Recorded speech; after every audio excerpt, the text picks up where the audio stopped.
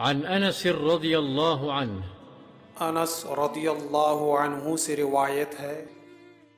عن النبي صلى الله عليه وسلم قال